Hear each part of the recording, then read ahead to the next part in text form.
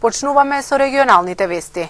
Центарот за социјална работа во Гостивар упатува апел до граѓаните да ги разгледаат своите можности за да станат згрижувачи.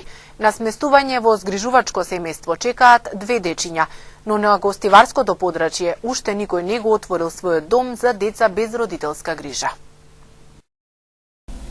2 дечиња од предшколска возраст останати без родителска грижа чекаат на згрижување во семејство во Гостивар. Нивниот живот ќе има поинаков и подобар тек доколку наместо во институција најдат свој дом преку формата згрижување. За жал на гостиварското подрачје досега не е регистрирано ниту едно згрижувачко семејство. Оттаму Центарот за социјална работа ги интензивира активностите за информирање и поттикнување на граѓаните, со апел доколку имаат можност да станат згрижувачи. На територијата на општина Гостивар моментално има 2 дечиња кои чекаат сместување во згрижувачко семејство. А на територијата на општина Гостивар се уште немаме регистрирано згрижувачко семејство и за таа цел упатуваме еден апел до сите заинтересирани кои би имале можност да се јават во Центарот за социјална работа и би биле заинтересирани да бидат згрижувачи, да се обратат до Центарот за социјална работа, каде што ќе им бидат дадени информации во однос на целокупниот проект, како и бенефициите, начинот, условите и постапката за да станат згрижувачи. Државата обезбедува месечен паричен надоместок како помош за згрижувачките семејства во чувањето и одгледувањето на децата.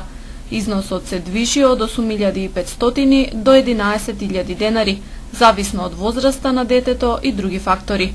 Граѓаните не се доволно информирани околу овие бенефиции, па средбите и трибините се користат за да се запознаат со нив, како и со целиот процес на згрижување. Во однос на бенефициите можам да истакнам дека државата финансира како парична помош за згрижувачи, така и надоместок на трошоците за згриженото лице и во зависност од категоријата на згриженото лице, односно дете во згрижувачкото семејство, во зависност од тоа е различен износот за згрижувачите.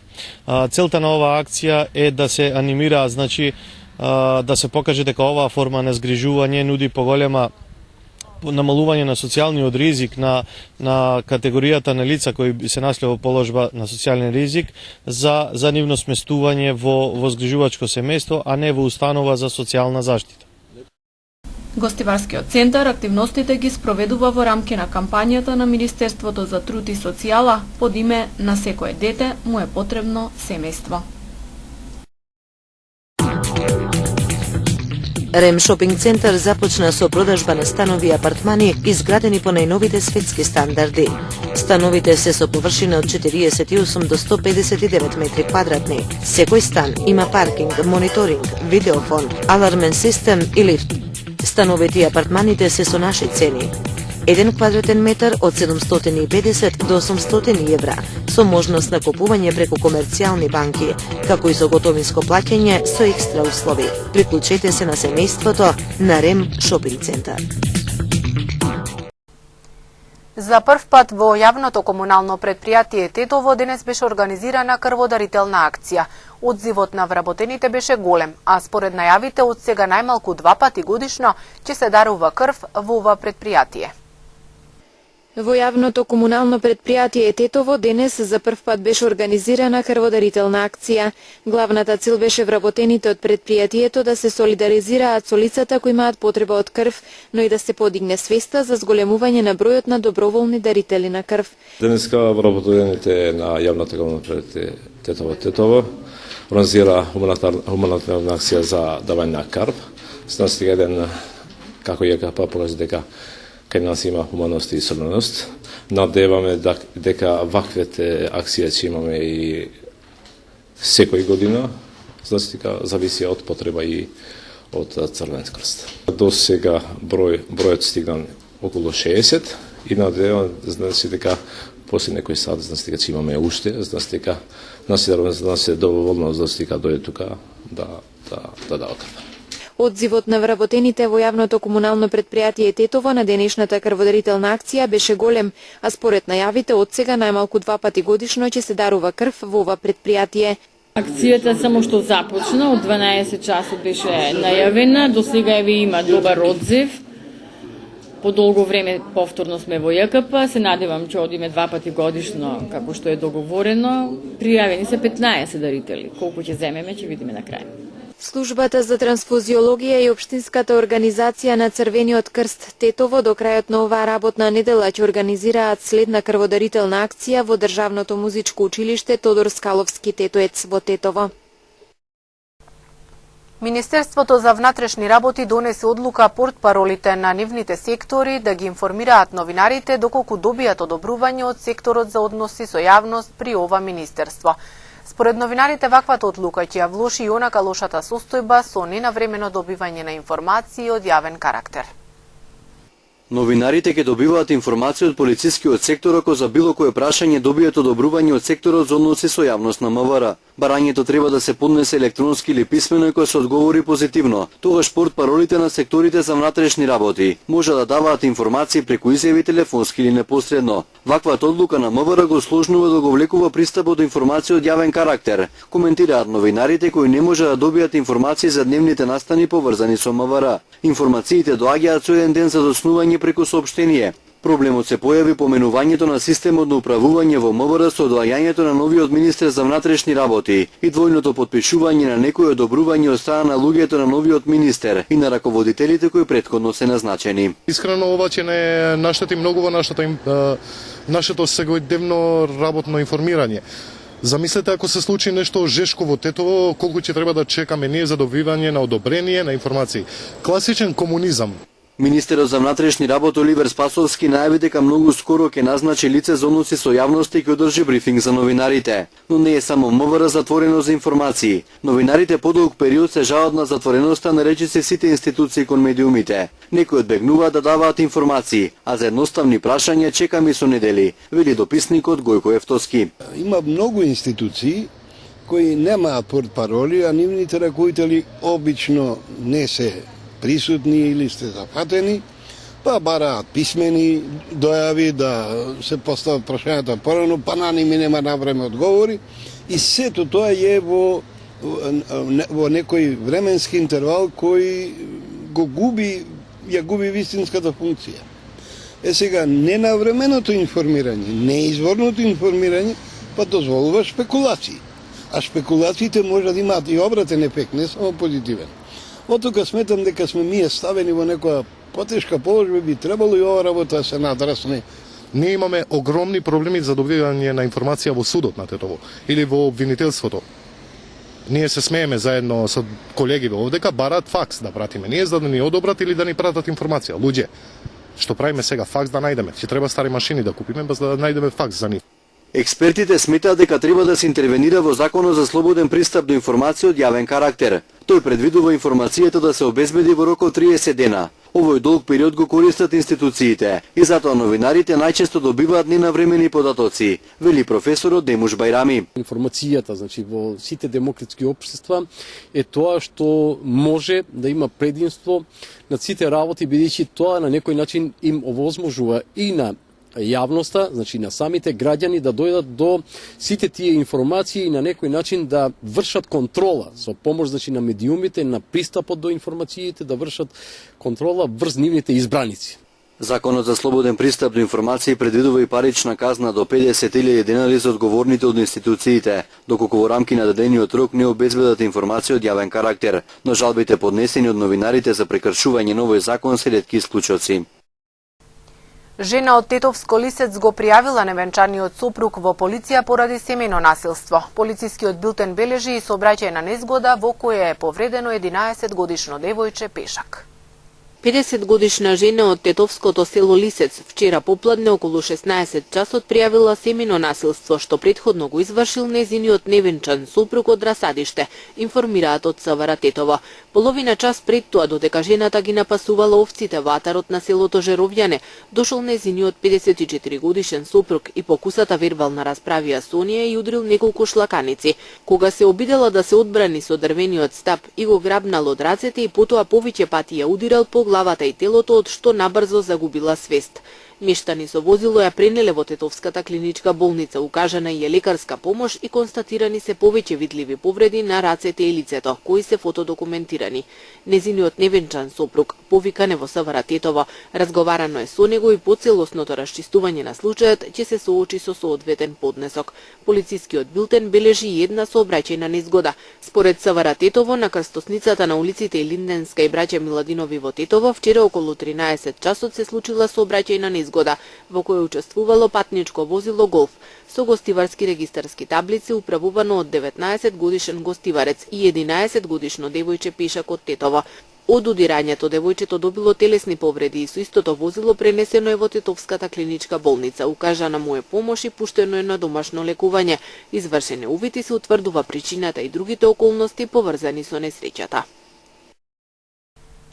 Безбедност во училиштата за меѓуетнички соживот и толеранција е превентивно-едукативниот проект кој СВР Тетово започна да го реализира во средните училишта во Тетово. Носител на проектот е Одсекот за превенција во соработка со ОПСЕ и општините Тетово и Гостивар. Секторот за внатрешни работи Тетово од вчера започна со практична имплементација на превентивно-едукативниот проект Безбедност во училиштата за меѓуетнички соживот и толеранција, чиј носител е Одсекот за превенција во соработка со ОПСЕ и Тетовската и Гостиварската локална самоуправа. Според СВР Тетово веќе се одржани првите предавања со кои овој во првата половина на идниот месец вкупно ќе бидат опфатени 210 паралелки со над 4000 првокласници од 9 тетовски и 5 гостиварски средни училишта. На предавањата учениците поблиску се запознаваат пред се со законот за спречување насилство на спортски надпревари и недолично однесување, како и со другите законски импликации, доколку иницираат или непосредно учествуваат во нарушување на јавниот ред и мир или во друг вид инциденти во и околу училиштата.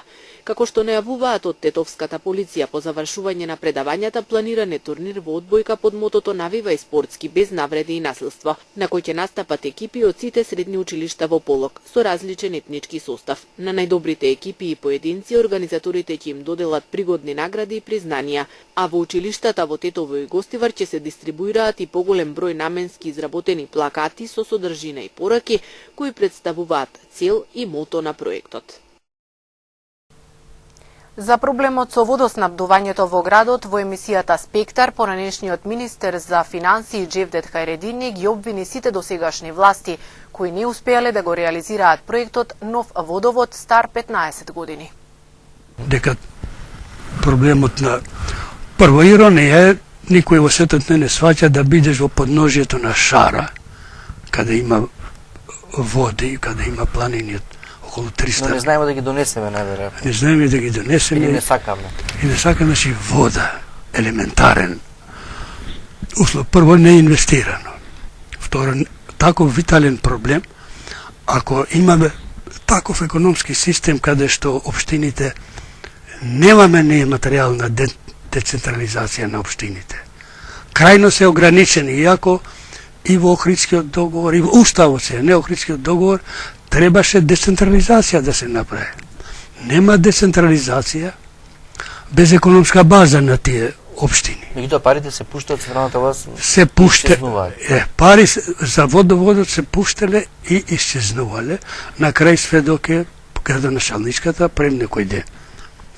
Значи парите се почнати, а водоводот, лично знам, пешки сум одел и кај изграден и каде не е изграден, до Лешница. Првиот сведочи овие денови во весници, првиот градежник, фирма од Скопје. Го познавам човекот. Се пишуваше во весниците. Вика, јас толку пари колку што зедов, ја извршив работа. Што може да е точно. И верувам дека е точно. Меѓутоа, дојде до политички промени и мене ме избрка, зедоа друга фирма да... Пак тука политиката е вмешана. Апсолутно. Друга фирма. И другата фирма ги заврши парите. Никогаш доволно пари куп и немало. Меѓутоа и тие што бил, и веројатно ќе се отворат некои поставки, jer тоа не е баш наивно обвинение. Дека сите до сега кои учествувале тука правиле злоупотреби со изградбата на страна На страна она човечкото, во прашање да е водата на 100.000 жители, а некој за своји лични интереси тоа да не го гради 15 години, како може тоа да се оценува? Какви се овие граѓани што гласат за овој, а не поаѓат од тоа? Па кој не го изгради водовод, никогаш не смее да биде функционер. Во пресрет на 19 ноември, денот на ослободувањето на градот Тетово, Музеот на Тетовски крај во соработка со неколку институции утре со почеток во 11 часот во просториите на музеот ќе организира историски час за основците во Тетово. Пред присутните ќе биде прочитан пригоден реферат по повод празникот.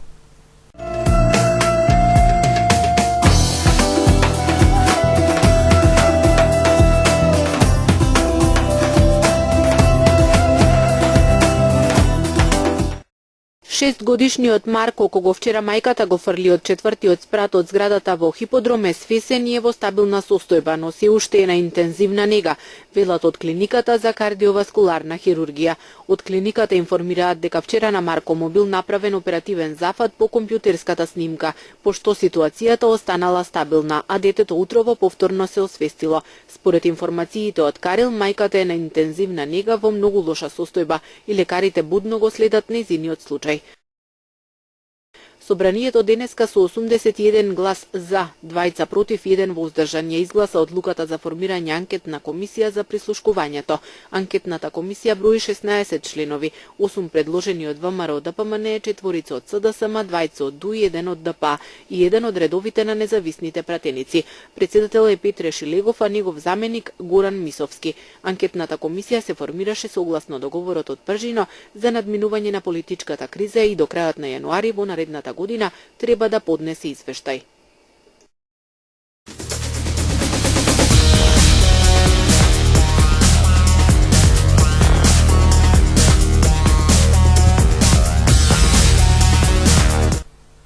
Информација од спортот. Нов успех на каратистите на карате клубот Љуботен од Тетово.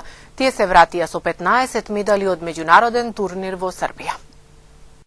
Членовите на карате клубот Љуботен од Тетово продолжуваат со учество на надпревари и освојување на медали.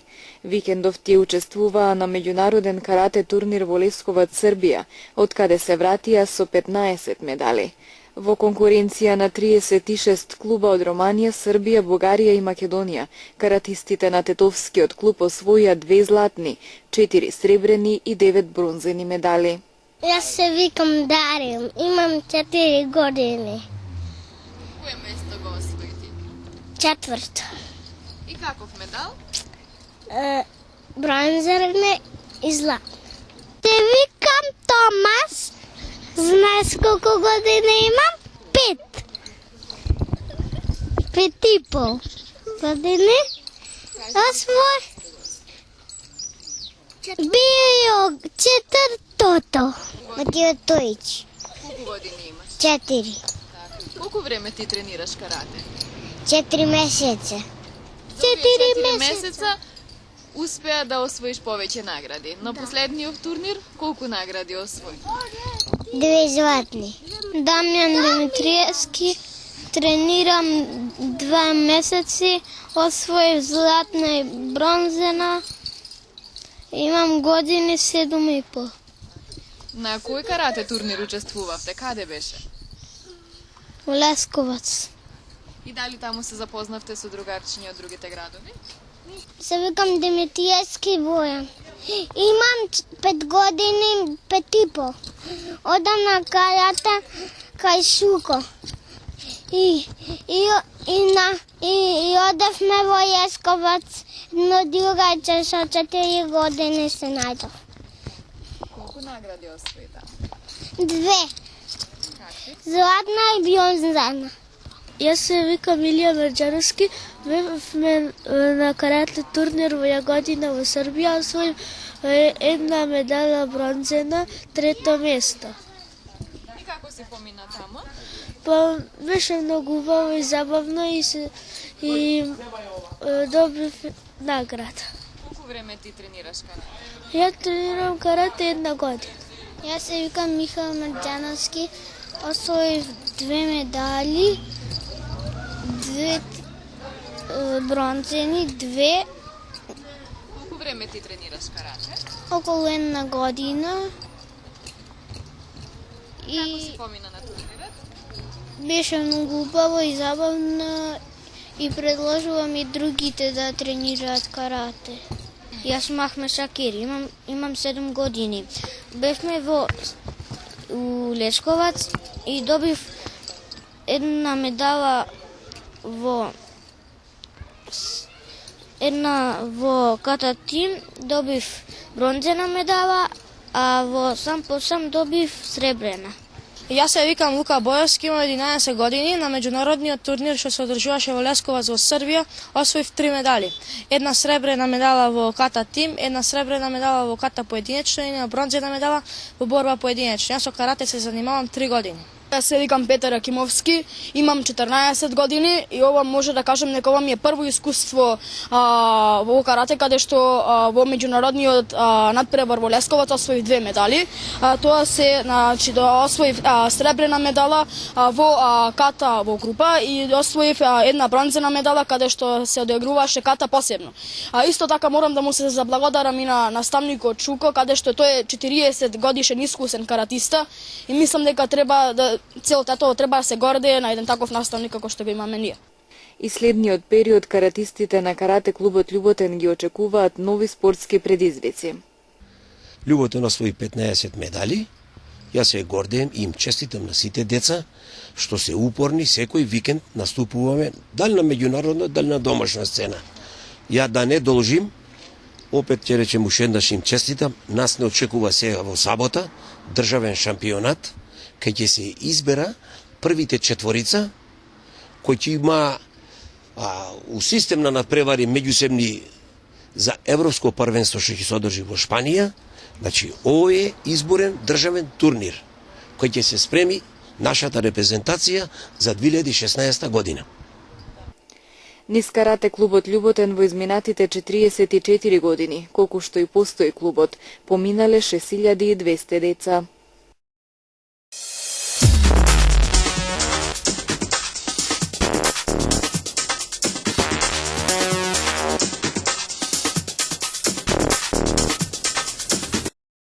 Две лица загинаа, 4 други се повредени во денешниот земјотрес од 6,1 степен според Рихтеровата скала што го погоди грчкиот остров.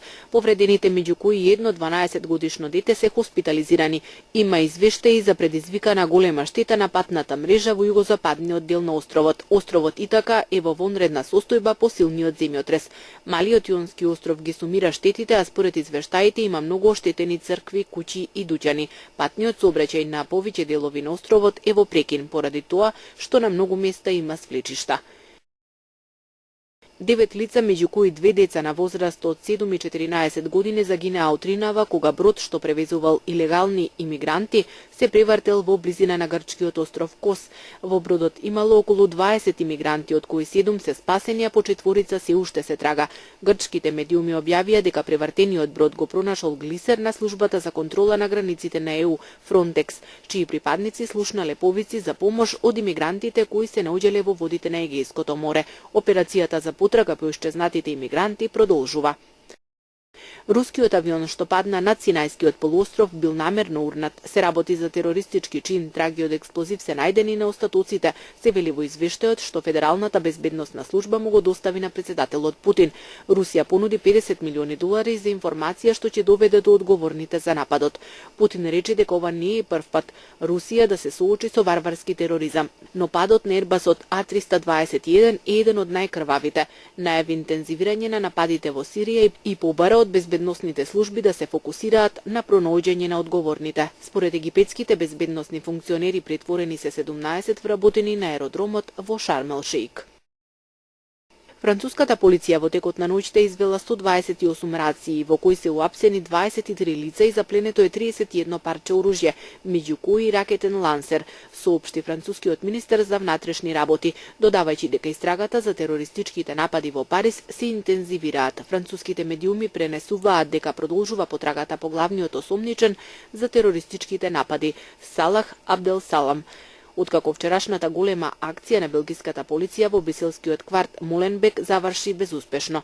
Абдел Салам, инаку белгиски државјанин, се смита за директен извршител на нападите и продолжена рака на мозокот на операцијата Абдел Хамед Абут. Абут е осуден во отсуство на 20 години затвор поради напад врз полицијата на почетокот на годината во Белгија, но при апсењето во Грција успеал да дојде до Сирија, каде сега се смита за еден од најактивните членови на исламската држава.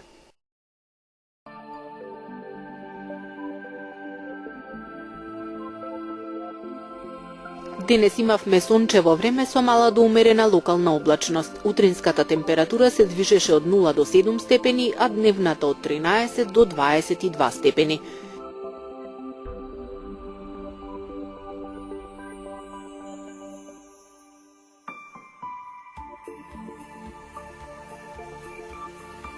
Утре не очекува сончево време со локална облачност. Утринската температура ќе се движи од 0 до 8 степени, а дневната од 15 до 22 степени.